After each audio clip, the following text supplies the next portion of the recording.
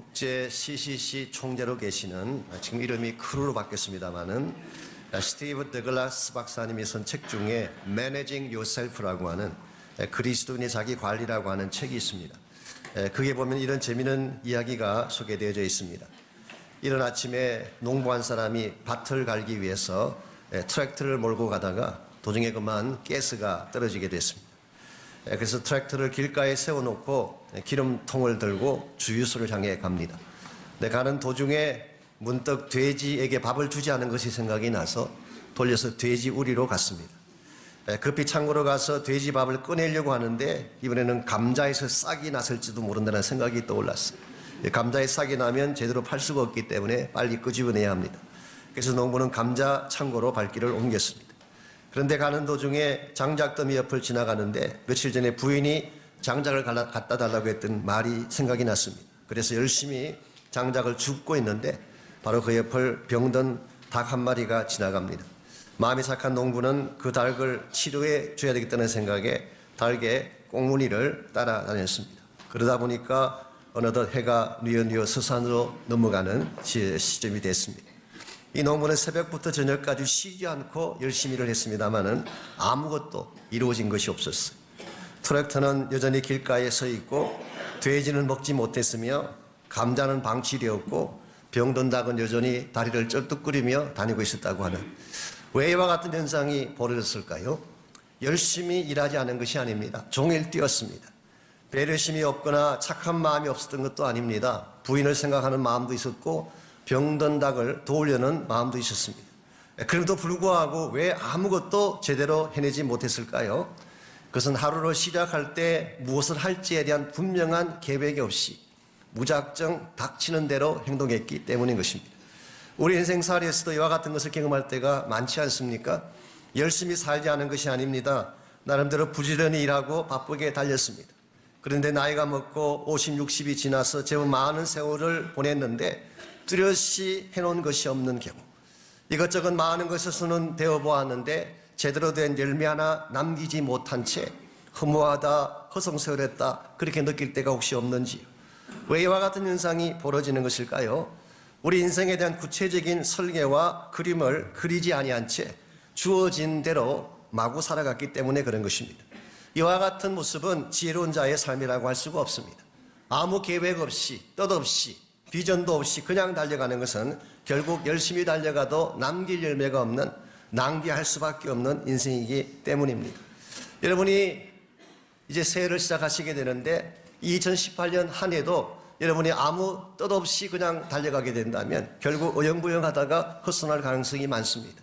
그러므로 정말 이 한 해가 가치 있고 보람 있는, 그래서 남길 만한 열매를 가지기를 정말 원한다면 바른 뜻을 정하고 바른 비전을 가져야 하는 것입니다. 여러분은 2018년 한 해를 시작하시면서 어떤 꿈을 가슴에 안고 시작하시는지, 무술년이니까 황금 개꿈을 갖고 시작하시나요? 황금 꿈이라면 좀 괜찮은데 황금 개꿈이라니까 조금 뉘앙스가 좀 그렇긴 합니다. 혹시 황금 개꿈을 갖고 시작하는 분 계시는지, 혹은 비트코인이라고 하는 새로 나온 화폐에 투자할 생각으로 일확천금의 꿈을 가지고 혹시 한 해를 시작하시는지. 그저께 신문을 봤더니 한국의 요즘 젊은 사람들이 새해 결심을 하는데 가정을 새롭게 변화시키기 위한 그런 단단한 결심을 하기 위해서 붓글씨로 이 가훈을 써서 벽에 붙이는 그런 일을 유행하고 있다고 합니다.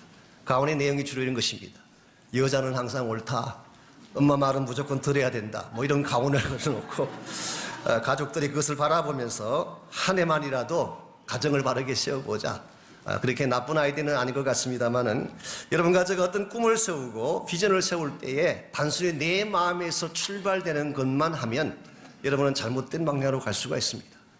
바른 의미에서의 비전이라고 하는 것은 내가 설정하는 것이 아니라 하나님이 주시는 것입니다. 하나님이 나를 부르셔서 내 삶을 사용하기 위해서 부어주시는 것을 우리는 비전이라고 부르고, 이와 같은 비전을 분명하게 할 때에 우리 삶의 방향도 바로 되어지고 남기는 열매도 극대화되어지는 것입니다. 오늘 같이 봉독한 본문에 보시면은 하나님께서 이스라엘 백성을 애굽에서 이끌어내신 후에 앞으로 그 백성이 달려가야 될 길과 해야 될 사명을 주기 위해서 시내산 앞으로 모으고 소위 말하는 비전 선언문을 그들에게 허락해 주었어요.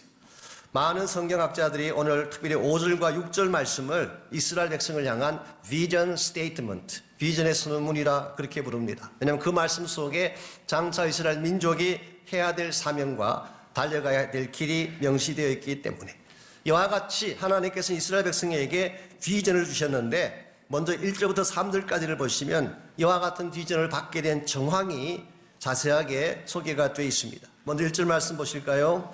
이스라엘 자손이 애굽 땅을 떠난 지 3개월이 되던 날 그들이 시내 광야에 이르니라. 이게 3개월이 되던 날, 이 말은 애굽을 출발하고 나서 정확하게 3개월 되는 바로 그날이라 그런 뜻입니다. 우리 출애굽기 앞쪽에 보게 되면 이스라엘 백성이 애굽을 떠난 날짜가 나와 있어요.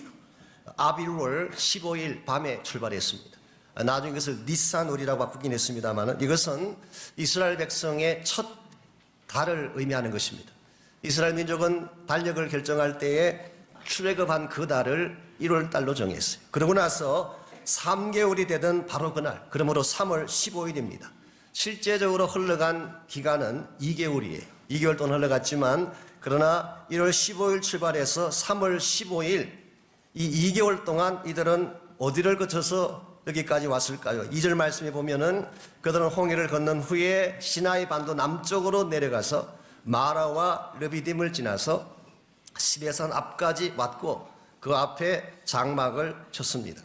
그때 모세가 하나님을 만나 뵙기 위해서 산으로 올라갔더니 하나님께서 모세에게 다음과 같이 말씀을 하셨어요. 모세가 하나님 앞에 올라가니 여호와께서 산에서 그를 불러 말씀하시되 너는 이같이 야곱의 집에 말하고 이스라엘 자손들에게 말하라. 그러므로 이 말씀에 의하면은 이스라엘 민족을 향한 비전 스테이트먼트는 모세가 만든 것이 아닙니다. 이스라엘 백성이 합의해서 결정한 것도 아니고 하나님이 주신 거예요. 우리의 비전도 마찬가지입니다. 내가 설정하고 내가 만든 것은 다른 차원에서의 비전이라고 말할 수 없습니다. 하나님이 주셔야 진짜인 것입니다. 이런 면에서 우리는 야망이라고 하는 것과 비전의 차이점을 잘 구별할 수 있어야 됩니다. 앰비션이라고 하는 것은 출발점이 나 자신입니다. 내가 하고 싶은 것, 내가 성취하기를 원하는 것을 우리는 야망이다, 앰비션이라고 부르는 것입니다. 그러나 진정한 의미에서의 비전은 하나님으로부터 와야 합니다. 저도 목회를 합니다만 가끔 목회를 하다 보면 야망인지 비전인지가 좀 혼란이 올 때가 있습니다. 내가 이 일을 하는 것이 과연 나의 야망에서 시작된 것인지 진짜 하나님이 주신 비전인지 때에 따라서는 나의 야망을 비전으로 포장을 해서 진행하는 경우도 없잖아 있습니다. 이와 같은 것들은 대단히 위험한 것입니다. 참된 비전은 하나님이 정하셔서 주시는 것. 자, 여기서 한 가지 중요하게 보아야 될 표현이 하나 있습니다. 3절을 다시 보시면은 야곱의 집이라는 표현이 나오고 이스라엘 자손들이라고 하는 표현이 나옵니다. 야곱의 집이라고 하는 것은 Family of Jacob, 혹은 어떤 영어 번역은 House of Jacob 그렇게 번역을 했습니다. 근데 이스라엘 자손들이라고 하는 이 단어는 영어 번역은 People of Israel이에요. 이스라엘의 민족을 말하는 것입니다. 물론 이 두 단어는 같은 의미이기 때문에 아마 평행주의의 한 방편일 수 있습니다. 일반적으로 문학적으로 패럴렐리즘을 같은 것을 이렇게 좀 다르게 표현하는 경우들이 있죠. maybe 그 케이스일 수도 있겠지만 제 개인적으로는 여기 하나님께서 이제부터 시작될 이스라엘 백성의 스테이터스가 달라졌다는 사실을 우리에게 암시해주고 있습니다. 야곱의 집이라고 하는 것은 야곱의 가정을 말하는 것입니다. 창세기에 보게 되면 야곱의 집 약 70여 명이 요셉의 초청으로 이집트로 들어갔습니다. 소위 말하는 이집트의 가족 이민 케이스. 처음에 애굽에 들어갈 때에 한 70여 명, 사도행전에서는 75명이라고 했지만 약 70여 명의 야곱의 가정이 들어간 것입니다. one family가 들어간 거예요. 그랬는데 430년이 지난 후에 애굽을 나올 때는 큰 민족이 됐어요. 장년들의 숫자만 60만 명이 되는, 아마 합하면 약 200만 명이라고 하는 거대한 네이션이 된 것입니다. 이런 의미에서 애굽의 삶은 한 가족을 한 나라로 만들어내는 인큐베이터다, 그렇게 설명할 수 있을 것입니다. 어쨌든 오늘 본문에서 이스라엘 자손들이라고 말한 것은 이제부터 이스라엘 백성이 단순한 한 가족 단위가 아니라 하나님께서 불러내신 하나님의 나라, 하나님의 민족이라고 하는 강조가 다분하게 담겨져 있습니다. 그러므로 이제 너희들이 한 국가로서 한 민족으로서 한 나라로서 출발을 해야 되기 때문에 그냥 갈 수 없어. 이제는 정식으로 언약을 체결하고 국가로서 민족으로서 갖춰야 될 법체제와 규율을 가져야 된다. 그래서 하나님께서 이제 20장부터 하나님께서 십계명을 주시고 소위 말하는 많은 율법과 규례들을 그들에게 허락해 주신 것입니다. 이와 같이 하나님이 정식으로 언약을 체결해서 십계명과 율법을 주시기 전에 오늘 19장 5절과 6절을 통해서 이와 같은 나라가 어떤 나라가 되어야 될지, 무엇을 해야 될지, 그들의 정체성과 사명을 구체적으로 선포하시기를 원하셨어요. 비유하자면은 헌법의 전문과 같은, 모든 헌법에는 전문이, 프리앰블이라고 하는 전문이 있지 않습니까? 그것은 법 자체라기보다는 이 법을 지켜야 될 무리들이 어떤 무리인지, 어떤 꿈과 어떤 방향을 향해 나아가야 될지를 명시한 것. 그래서 오늘 본문의 5절과 6절은 이런 면에서 장차 이스라엘 백성이 살아가야 될, 나아가야 될 삶의 방향에 대한 굉장히 중요한 지침을 허락하신 것입니다. 그래서 우리는 이 5절, 6절을 이스라엘 민족의 비전 스테이트먼트라고 부르고, 저는 2018년 한 해 저희 교회의 비전을 이 본문에서 얻기를 원합니다. 이런 면에서 한번 우리 평소에 잘 안 하긴 했지만 5절과 6절 한번 같이 읽어볼까요? 우리 한번 같이 우리 5절과 6절을 합독해서 같이 한번 읽겠습니다. 시작. 세계가 다 내게 속하였나니 너희가 내 말을 잘 듣고 내 언약을 지키면 너희는 모든 민족 중에서 내 소유가 되겠고 너희가 내게 대하여 제사장 나라가 되며 거룩한 백성이 되리라. 너는 이 말을 이스라엘 자손에게 전할지니라. 아멘. 여기에 보게 되면 두 가지 내용이 크게 나옵니다. 첫째는 비전의 범위에 대해서 말씀하고 있어요. 5절에 보면 온 세계가 내게 속하였다 이렇게 말씀하시므로 하나님 사회주의 비전은 글로벌한 차원인 것입니다. 하나님 어떤 지역, 어떤 민족에게 국한된 하나님이 아니라 온 세계 열방을 소유하신 하나님. 그러므로 우리의 비전의 범위도 열방이 되어야 되고 온 세계가 되어야 되는 것입니다. 두 번째로 6절에 보면 이스라엘의 역할이 나옵니다. 앞으로 이스라엘이 어떤 역할을 해야 될 것인가? 제사장 역할을 해야 된다. Priestly nation, 제사장 나라가 되라 그렇게 말씀하셨어요. 제사장이라고 하는 것은 본질적으로 다리 역할을 말합니다. 브릿지를 말하는 것입니다. 라틴 말로 펀티프라고 하는 단어, 요즘은 교황청을 묘사할 때 그 단어를 쓰지만 실제로 이 펀티프라는 단어는 브릿지 빌드라는 뜻이. 자, 하나님께서 이스라엘 백성을 택하실 때에 그들만을 선택하기 위해서 택한 것이 아니라 이들을 브릿지로 삼아서 온 열방을 하나님께로 인도하기 위한, 이런 면에서 이스라엘 민족은 온 백성을, 온 열방을 하나님께로 돌아오게 하는 축복의 통로다 그렇게 말할 수 있어요. 이것을 이스라엘 백성이 한때는 오해했습니다. 하나님이 자기들만 선택했다 생각을 했기 때문에 이방인들을 멸시하고 그냥 배타적인 선민사상에 젖어서 하나님을 아프게 했던 경험들을 성경에서 기록하고 있죠. 그러나 본질적으로 하나님은 처음부터 이스라엘 백성을 택한 목적이 그들을 통로로 삼고 그들을 브릿지로 삼아서 온 열방을 하나님께로 돌아오게 하는 것이었어요. 동일한 비전이 저희 교회에도 주어야 된다고 생각을 합니다. 하나님께서 왜 이 교회를 세우셨을까요? 왜 지난 60년 동안 이 교회를 지켜주시고 인도해 주셨을까요? 한 걸음 더 나아가서 하나님께서 왜 금년에 건축을 완공하게 하시고 새 성전으로 들어가게 하셨을까요? 소위 말해서 975 시대가 끝나고 964 시대로 바뀌어지는, 975 브랜드에서 964 브랜드로 들어가게 되는, 이건 사실 정말 경외할 만한 사건이고 감사할 사건이 아닐 수가 없습니다. 저는 개인적으로 이것은 전적으로 하나님의 은혜였다, 저는 그렇게 표현합니다. 통상 쓰는 빈말이 아니라 I mean it seriously, 정말 제가 진심으로 그렇게 저는 생각합니다. 하나님의 은혜가 아니면 할 수 없는 일이었어요. 정말 하나님이 거저 주시듯이, 선물로 주시듯이 이렇게 안겨주신 건축 완공의 축복을 우리만 소유해서 되겠습니까? 우리끼리만 잘 먹고 잘 사는데 사용해서 되겠습니까? 그것은 하나님이 저희 교회에 이와 같이 놀라운 축복을 주신 의미를 상실케 하는 것입니다. 여러 차례 말씀드린 것처럼 건물은 건물일 뿐입니다. 건축이 우리의 골이 아닙니다. 건축이 우리의 비전이나 목적이 될 수가 없어요. 건물이라고 하는 것은 하나님의 꿈을 이루기 위한 수단으로 주신 거예요. 이것을 하나님의 목적 위해서 바르게 사용할 때에 이 건물을 통하여, 이 건축을 통하여서 열방을 하나님께로 돌아오게 하는 하나님 사이의 꿈이 이루어지는 것입니다. 이런 면에서 저는 금년 한 해가 참 저희 교회에 굉장히 중요한 한 해이고, 하나님이 저희 교회의 비전에 날개를 달아주었다고 말할 정도로 굉장히 아름다운 축복된 한 해라고 생각합니다. 그런데 문제는 이와 같이 하나님께서 비전의 날개를 허락해 주셨는데 어떻게 이 날개를 마음껏 펴서 aim high, 높은 하나님의 목적을 향해서 마음껏 솟아오를 수가 있을 것인가? 우리의 힘과 우리의 능력만으로는 되지 않습니다.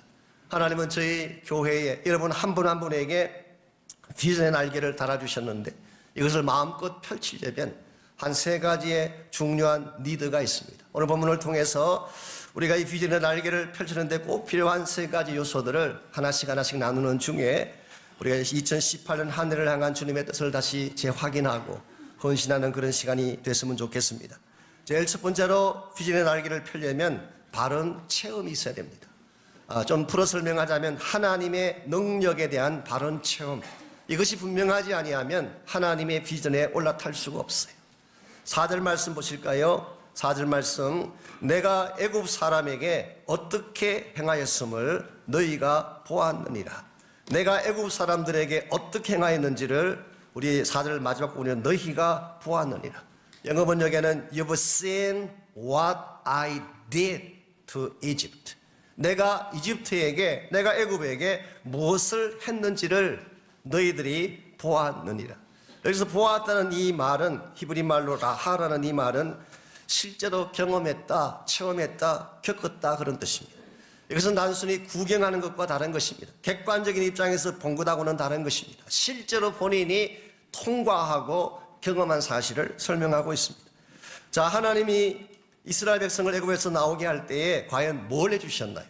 많은 것들을 행해 주셨습니다만 크게 두 가지만 소개해드리자면 먼저 10가지 재앙을 통해서 이스라엘 민족을 보호해 주셨어요. 10가지 재앙이 애굽에 임하지 않았습니까? 그때의 성경을 보게 되면 온 애굽 땅에 있는 왕궁, 황실안까지도 다 재앙이 들어가는데 이스라엘 백성이 거했던 고센 땅에는 임하지 않았어요. 하나님이 특별하게 보호해 주신 것입니다.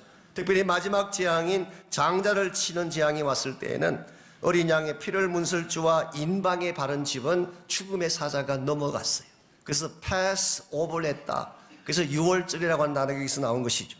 뿐만 아니라 이스라엘 민족이 홍해 앞에 섰을 때 하나님이 그 불가능의 바다를 이스라엘 민족이 보는 앞에서 쫙 갈라주셨어요.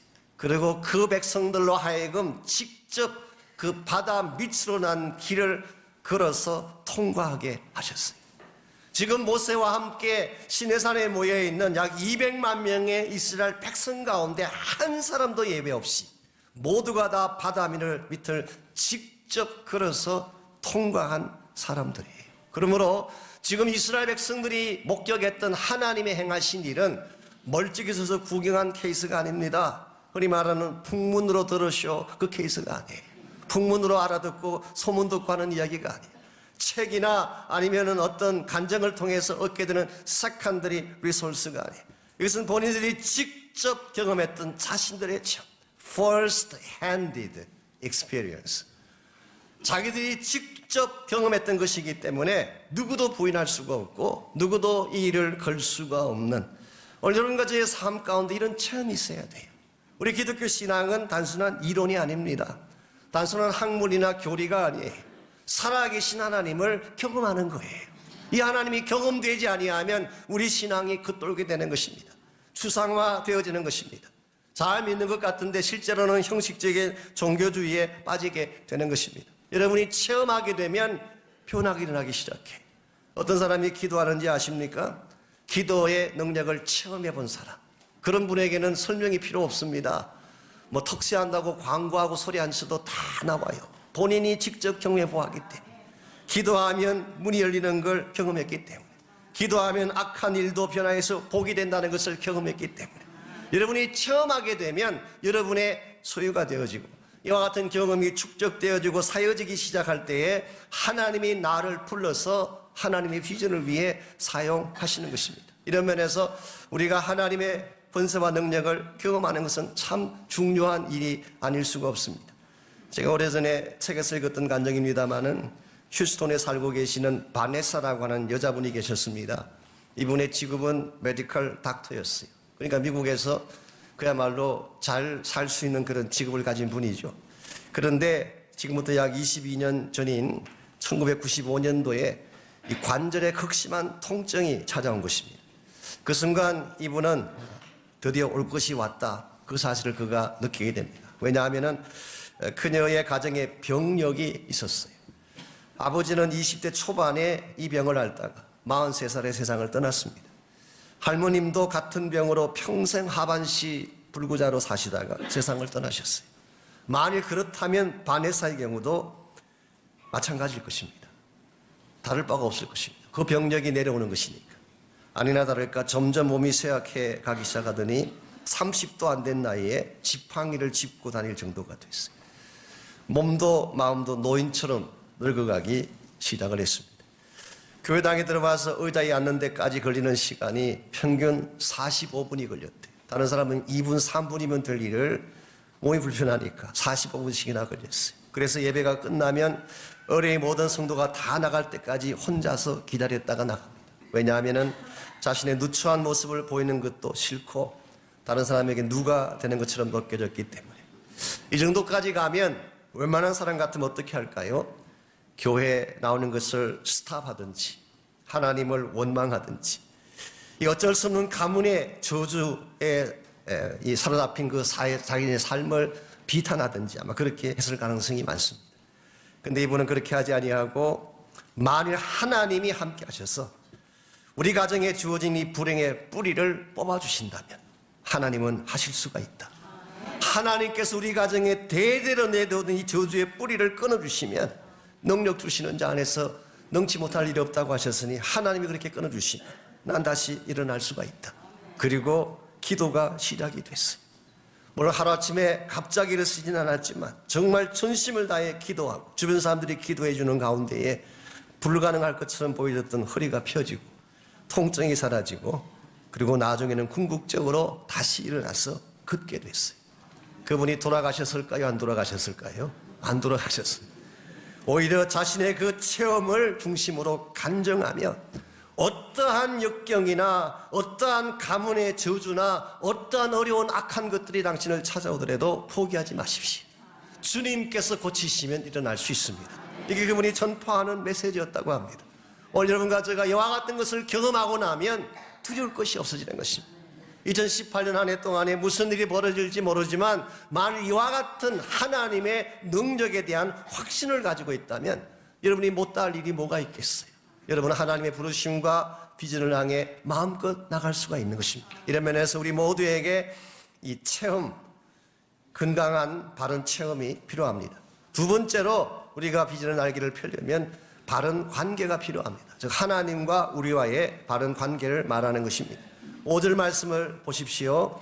세계가 다 내게 속하였나니 너희가 내 말을 잘 듣고 내 언약을 지키면 너희는 모든 민족 중에서 내 소유가 되리라 그랬습니다. 여기서 내 소유가 된다는 말의 뜻이 뭘까요?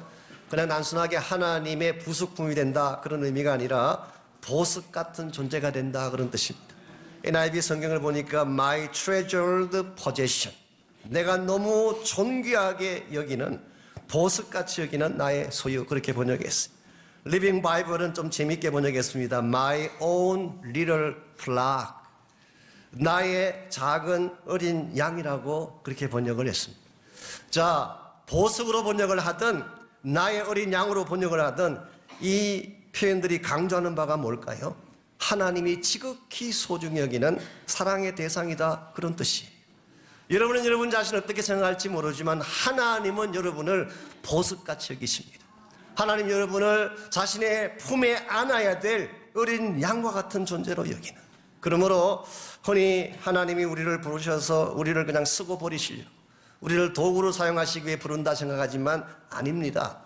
흔히 군대 말로 쓰고 버리는 소모품으로 여러분을 부르신 게 아니에요.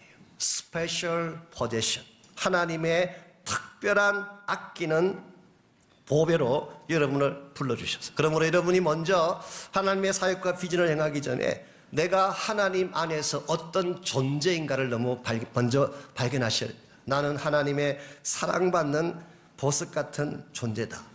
근데 이와 같은 존재가 되려면, 이와 같은 존재로 살아가려면 한 가지 중요한 전제가 있습니다. 그 전제가 뭘까요? 내 말을 듣고 내 언약을 지키면 그랬어요. 아무나 다 하나님의 보배로운 존재가 되는 거 아닙니다. 하나님의 말씀을 듣고 그의 카비넌트 안으로 들어오면, 여기서 언약이라고 하는 표현이 나옵니다. 이 성경에서 카비넌트, 언약이라는 컨셉은 굉장히 중요한 것입니다. 이것은 관계를 묶어주는 끈과 같은 것이기 때문에 하나님과 우리의 관계를 묶어주는 끈이 카비넌트예요. 카비넌트가 없다면 우리가 하나님과 관계를 가질 수가 없어.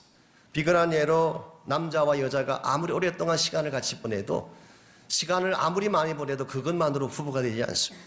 결혼이라고 하는 카비넌트를 맺는 순간, 이것이 부부 관계를 만들어주는 것처럼 하나님과 여러분의 관계도 이 언약을 통하여서 관계가 형성되어지고 하나님 우리 아버지가 되고 우리가 그분의 자녀가 되는, 이런 면에서 카비넌트는 굉장히 중요한 것입니다. 한 가지 여러분께서 이미 짐작하시는 바처럼 여기 나오는 이 카비넌트는 이제 20장 이하에 나오는 십계명을 말하는 것이기 때문에 불행하게도 이스라엘 백성은 이것을 제대로 다 지키지 못했고 실제로는 실패를 했습니다. 그런데도 불구하고 하나님은 포기하지 않고 이와 같은 첫 번째 계명인 십계명을 비롯한 율법의 계명을 주신 후에 그것보다 훨씬 더 완전하고, 더 정확하게 표현하면 이 모든 주어진 계명의 궁극적인 성취라고 할 수 있는 예수 그리스도를 통해서 완전한 카비넌트를 주셨어요. 이것은 예수님의 보배로운 피를 통해서 허락해 주신, 그래서 그것을 우리는 뉴 카비넌트, 새 언약이라고 부르는 것입니다. 여러분과 제가 하나님의 백성이 되고 하나님의 자녀가 된 근본 원인이 바로 여기 있습니다. 우리가 잘나서 하나님의 백성 되고 자녀 된 것이 아니라 예수님께서 2000년 전에 십자가에 살려주신 보배로운 피 때문에, 하나님이 그 아들과 맺은 블라드 카비넌트 때문에 우리가 하나님의 자녀가 되고 백성이 되고 하나님의 존귀한 사랑받는 대상이 된 것입니다. 여러분과 제가 이 사실을 바로 알고 이와 같은 하나님과 우리 관계성의 그 근본을 바로 알고 나 같은 죄인을 사랑하시고 나 같은 자를 보배같이 여기셔서 지금까지 나를 품고 계시는 하나님을 바로 알 때, 그때 여러분이 하나님이 무슨 일을 향해 부르시든 순종할 수 있고 달려갈 수가 있는 것입니다. 우리 영혼이 하나님과의 관계를 확인하지 아니하고 그냥 일부터 하면 여러분 망가질 수 있습니다. 탈진할 수 있어요. 많은 사람들이 열심히 일하려고 했다가 번아웃되는 이유가 대부분 이거예요. 하나님의 사랑을 확인하지 않고 내가 주님과의 사랑의 관계를 깊게 만들지 아니하고 일만 따라가게 되면 굉장히 위험한 것입니다. 이런 면에서 우리가 정말 하나님의 비전, 그것이 선교에 대한 비전이든 목회에 대한 비전이든 여러분이 일반적으로 맡고 계시는 어떤 차원의 사역이든 이것을 바르게 감당하려면 하나님과의 관계성이 바로 되어야 됩니다. 하나님의 사랑을 감격해하고 감사해하고 그분의 말씀을 순종하고 날마다 그분께 나가서 교제하고 큐티를 통해서 그분을 깊이 만나는 것. 저는 2018년 한 해가 이와 같은 하나님과의 관계가 더 깊어지는 한 해가 되시기를 축원합니다. 마지막 세 번째로 이 비전의 날개를 펼쳐가려면 바른 바람이 불어야 됩니다. 하나님께서 불어주시는 특별한 바람, 이것이 있어야지 우리가 비전의 날개를 활짝 펴서 올라갈 수가 있습니다. 4절 말씀을 다시 보시면은 독수리 날개로 너희들을 업어서 나에게로 데려왔다는 표현이 나옵니다. 이것이 하나님이 이스라엘 백성을 애굽에서 끄집어내신 방법이었어요. 여러분 아시는 바대로 이스라엘 민족이 자력으로 출애굽을 했습니까? 자기들이 미리 자금을 모으고 군사력을 증강시켜서 독립전쟁을 해서 승리해서 그래서 해방을 쟁취한 것입니까? 아닙니다. 이스라엘 백성이 한 건 아무것도 없어요. 그들은 그저 노예같이 밤낮으로 노동하고 일만 했었어요. 그런데 하나님께서 독수리 날개를 보내셔서 업고 오신 것처럼 하나님이 일방적으로 하나님이 전폭적인 능력을 행사하셔서 이스라엘 민족을 끄집어내신 것입니다. 그러므로 이스라엘 백성의 앞으로의 삶도 마찬가지입니다. 자기의 자력으로 이 광야길을 통과하고 자신들의 자력으로 약속의 땅을 정복할 수 있는 것이 아니라 하나님의 날개가 필요해요. 오늘 여러분의 전세의 삶도 마찬가지입니다. 우리 힘만으로 어떻게 날아올 수가 있겠어요? 우리의 능력만으로 어떻게 저 높은 공중을 향해 비상에 날아갈 수가 있겠어요?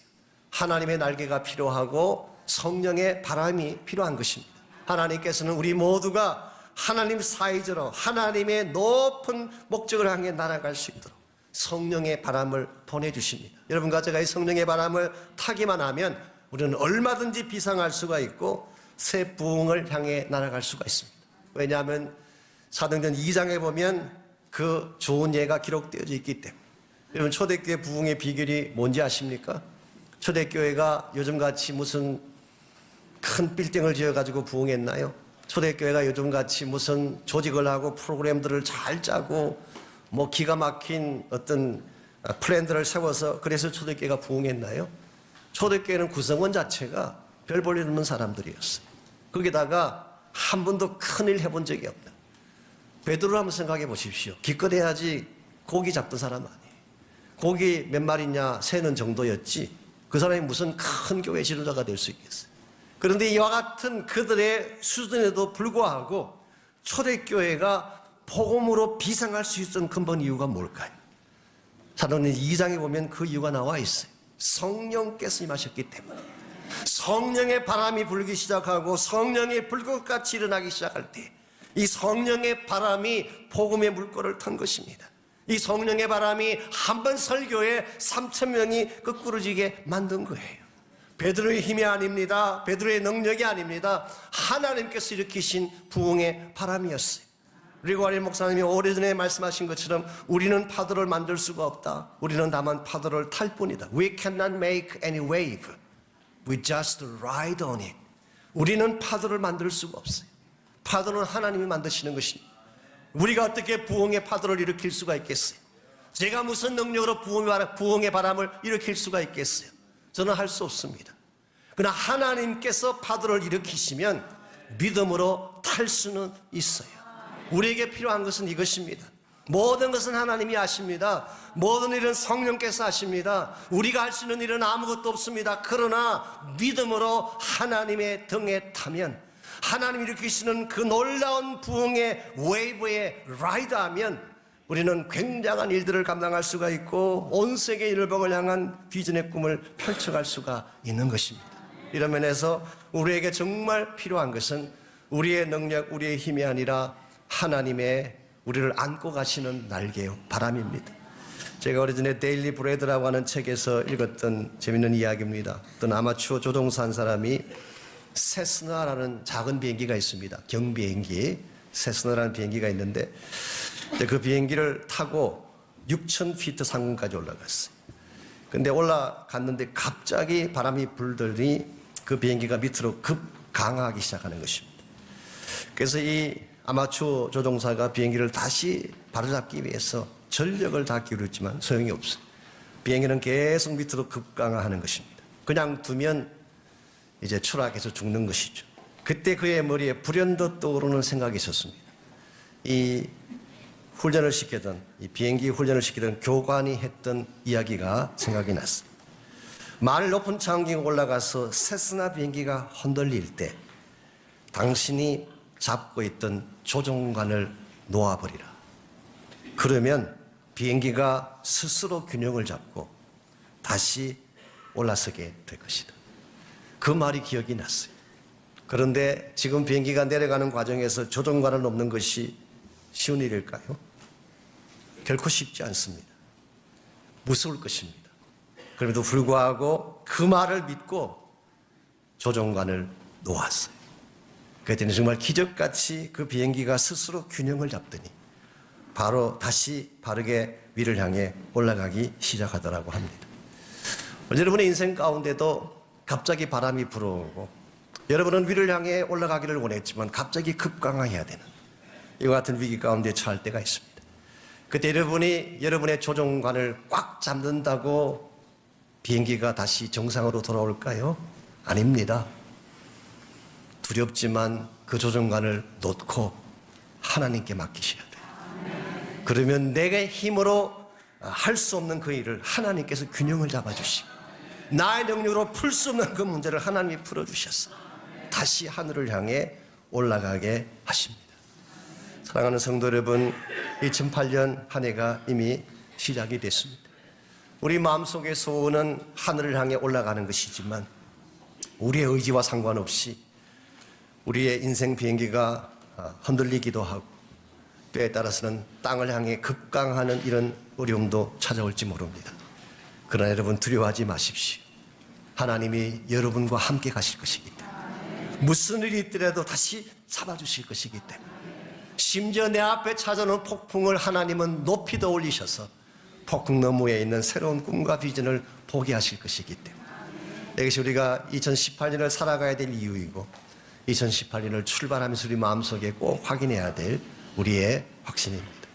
저는 여러분 한 분 한 분이 이 비전을 마음에 품고 그것이 교회적인 차원이든 개인적인 차원이든 여러분 자녀나 자손에 대한 이야기든 하나님이 우리의 운전대를 잡으셔서 우리의 인생을 비상시켜 주시고 바람이 불면 불수록 더 높은 곳을 향해 올라갈 수 있도록 하나님이 역사해 주실 것을 신뢰하고 믿음으로 기도하며 나가는 시간이 있기를 바랍니다.